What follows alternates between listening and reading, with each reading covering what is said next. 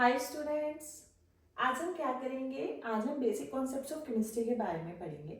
इसमें भी हम पर्टिकुलरली क्या करेंगे, कुछ टर्म्स पे ही फोकस करेंगे। Atom, element, compound and the fourth one is molecule.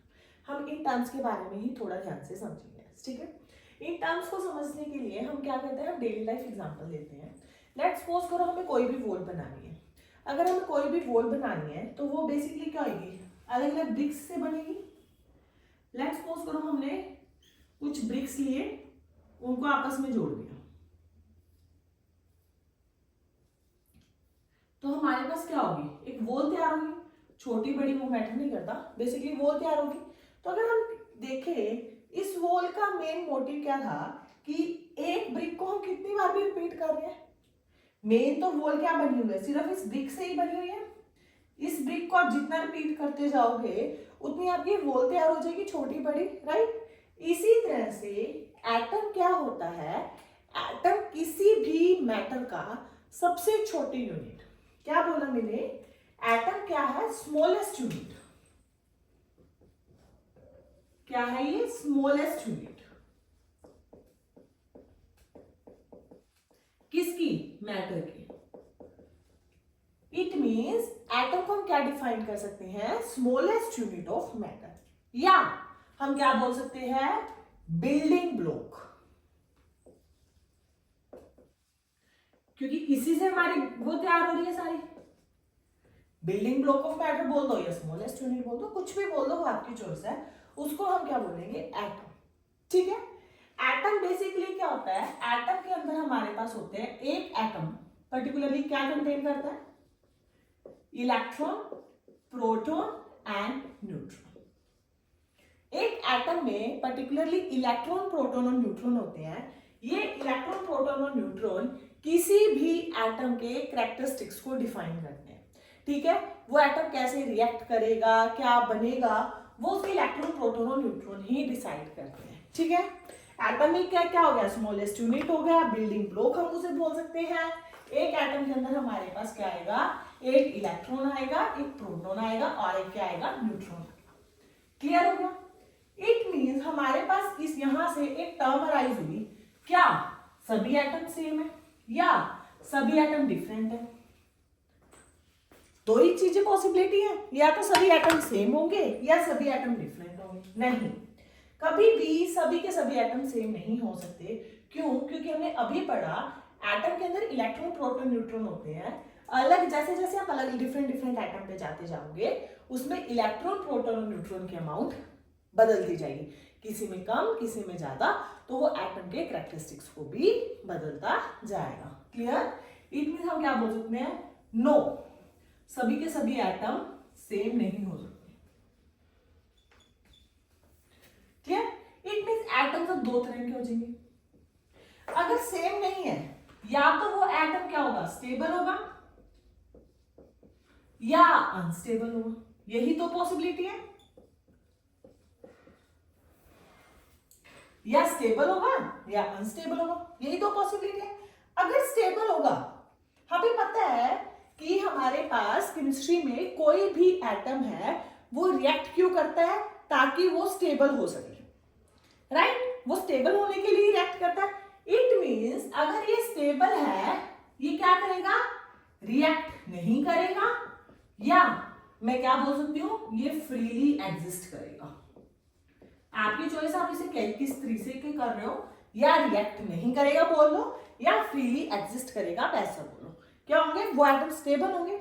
इसमें जनरली आपके पास बेस्ट एग्जांपल कौन सा है? Noble gas. नोबल गैसेस में क्या है? नियोन, आर्गन, हीलियम, ये सब क्या है इसके अंदर। अगर अनस्टेबल है, अनस्टेबल में भी हमारे पास फर्दर दो कैटेगरी आ जाएंगी। अनस्टेबल में भी हमारे पास दो कैटेगरी आ जाएगी। क्या? या तो सेम एटम कंबाइन करें, दो ही पॉसिबिलिटी है, हमें क्या पता कैसी कॉम्बिनेशन हुई है। सेम एटम कंबाइन करें या डिफरेंट एटम कंबाइन करें, दो ही पॉसिबिलिटी है ना, सेम एटम या डिफरेंट एटम कॉम्बिनेशन। क्योंकि हमें नहीं पता कि कैसा एटम कंबाइन करना है।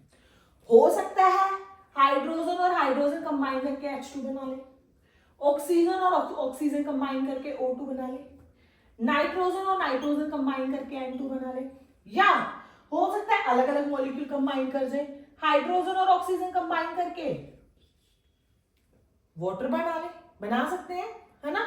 तो इसमें क्या है, हाइड्रोजन और ऑक्सीजन क्या है, डिफरेंट मॉलिक्यूल है, पर क्या कर रहे हैं, कंबाइन कर रहे हैं। तो हमारे पास दो पॉसिबिलिटी होगी, अगर स्टेबल है तो वो फ्रीली एग्जिस्ट करेगा, अगर अनस्टेबल है तो या तो सेम एटम कंबाइन कर सकते हैं या डिफरेंट एटम कंबाइन कर सकते हैं। ठीक है, क्लियर हुआ। अब यहां से हमारे पास एक डेफिनेशन आती है एलिमेंट। किसकी डेफिनेशन आती है, एलिमेंट की डेफिनेशन आती है।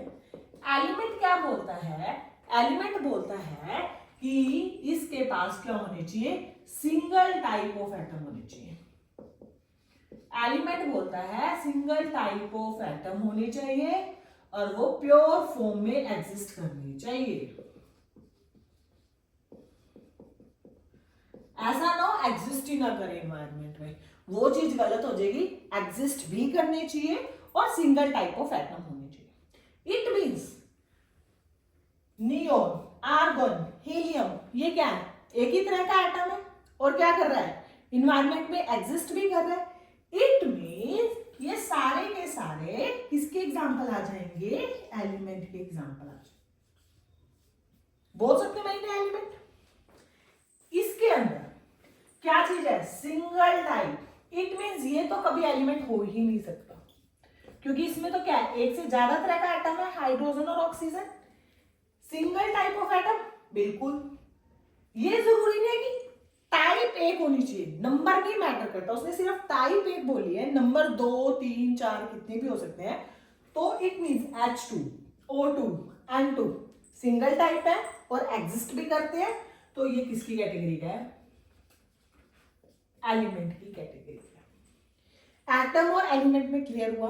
एटम हम बोलते हैं स्मॉलेस्ट यूनिट या बिल्डिंग ब्लॉक, एलिमेंट हम बोलते हैं वो चीज जो कि सिंगल तरह की होनी चाहिए, एक ही तरह का एटम होना चाहिए और प्योर फॉर्म में एग्जिस्ट भी करना चाहिए। ऐसा नहीं है कि एग्जिस्ट ही ना करे, एग्जिस्ट भी करे और सिंगल टाइप हो। इसीलिए जब डिफरेंट एटम कंबाइन करते हैं, वाटर, कार्बन डाइऑक्साइड, ये एलिमेंट की कैटेगरी में नहीं आएंगे। क्लियर हुआ। एलिमेंट और कंपाउंड में बहुत ज्यादा फर्क है। एलिमेंट बेसिकली तो single type of atom combine कर रहे हैं, कंपाउंड बेसिकली होता है different type of element combine. इसमें क्या है, डिफरेंट टाइप।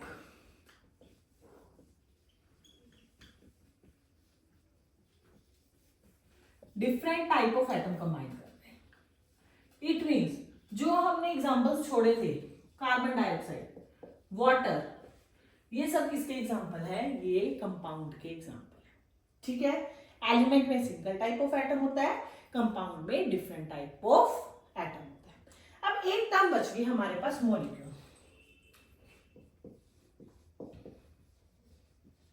अब ये क्या चीज है, मॉलिक्यूल में होता है एटम या ग्रुप ऑफ एटम।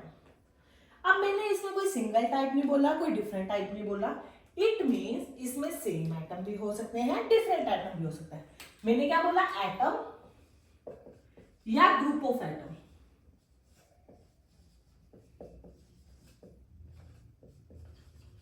जो क्या करे, एग्जिस्ट करे। एटम और ग्रुप ऑफ एटम जो एग्जिस्ट करे, कैसे, इंडिपेंडेंटली। वो किसके एग्जाम्पल है, वो मॉलिक्यूल के एग्जाम्पल है। इट मींस एटम और group of atom, group of atom में सेम एटम भी हो सकते हैं, डिफरेंट एटम भी। इट मींस एलिमेंट मॉलिक्यूल भी हो सकता है, in the same way compound molecule भी हो सकता है। अगर वो एलिमेंट है तो वो मॉलिक्यूल हो सकता है, अगर वो कंपाउंड है तो वो मॉलिक्यूल हो सकता है। ठीक है ना, क्योंकि एटम्स की ये डेफिनेशन। पर फिर मॉलिक्यूल क्या चीज नहीं हो सकती, चलिए एक एग्जांपल लेते हैं, वहां से हमें थोड़ा और क्लियर होएगा कि मॉलिक्यूल को हम क्या नहीं बोल सकते। लेट्स सपोज करो हमारे पास सोडियम एटम है। मैं कौन सा एटम ले रही हूँ, सोडियम। ठीक है, सोडियम एटम अगर आपने कभी नोटिस किया हो, sodium atom, sodium atom, sodium atom, क्योंकि सोडियम अकेला कभी भी नहीं मिलता, वो एक उसमें मिलता है, ग्रुप में। ठीक है, काफी सारे सोडियम भी हुए हैं। इसमें क्या होता है, सोडियम कभी भी प्योर फॉर्म में इंडिपेंडेंटली एग्जिस्ट ही नहीं करता, ये एग्जिस्ट ही नहीं करता इसकी प्योर फॉर्म में। अगर ये प्योर फॉर्म में एग्जिस्ट नहीं करता तो इट मींस ये एलिमेंट का एग्जांपल नहीं हो सकता, क्योंकि एलिमेंट की डेफिनेशन क्या चाहिए थी, प्योर फॉर्म। प्योर फॉर्म में आपको कभी भी मिलता नहीं है सोडियम मेटल, उसमें आपको मिक्सिंग मिलेगी ही मिलेगी 100%।